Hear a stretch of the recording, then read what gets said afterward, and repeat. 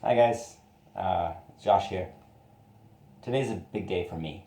I've got my boxes in, finally. It's been months of design and trying to find a printer that can pull it off, and they arrived last night, so I thought I would share this small happiness with all of you because this is such a big step in my life. I wanted to go through the design for this and kind of explain the thought that went into it and, well, things like that. So it's a box.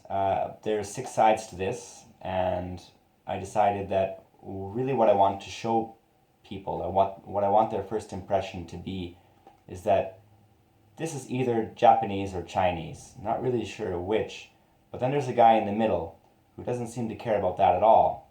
He's making a bowl of tea.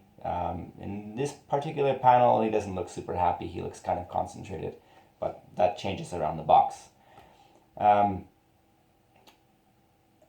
Chinese and Japanese tea, I think, is the best in the world. And although I don't really have a whole lot of Japanese tea for sale right now, the stuff that I do have is amazing.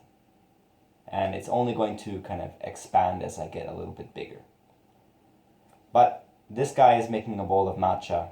There's a onomatopoeia for the sound of whisking the tea, which in this is shaka shaka. I'm sure there's a few other ways you could make that sound, but we chose shaka shaka. I'm happy with the result. Anyway, there is a color scheme on this panel which is representing spring in Japan. So this is a flower called marigold. We go into summer. There is mugwort.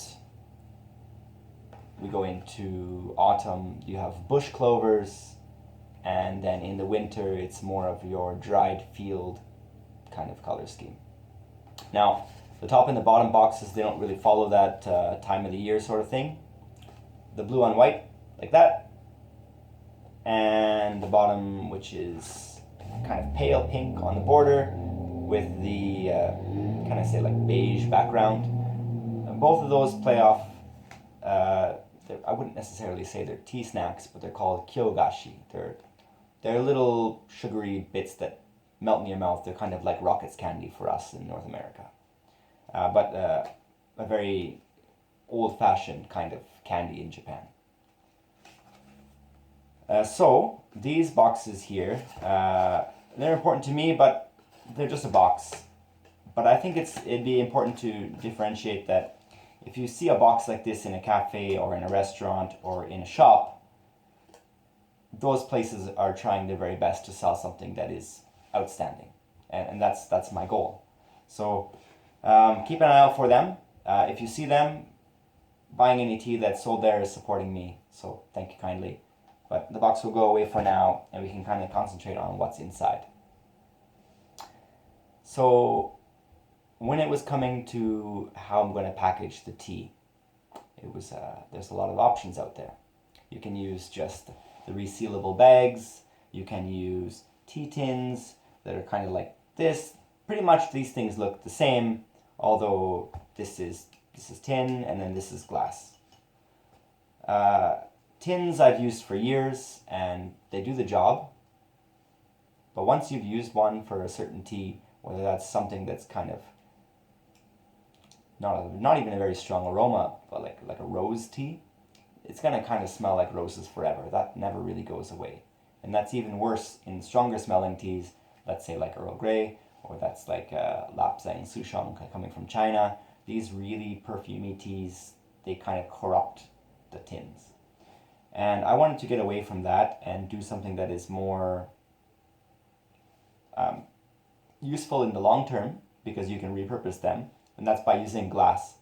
You can wash this out.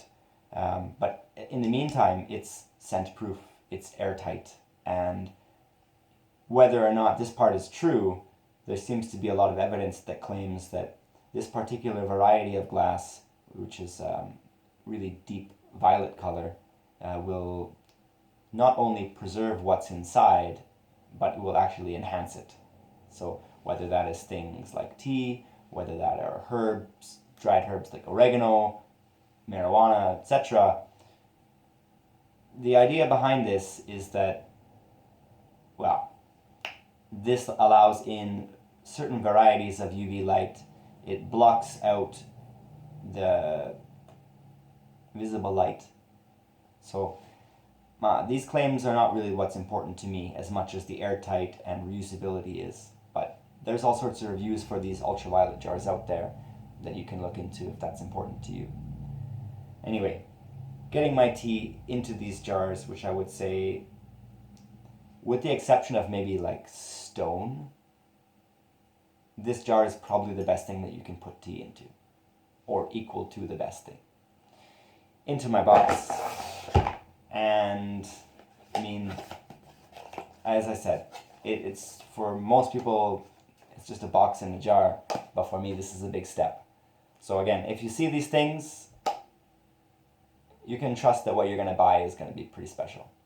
Anyway, thank you.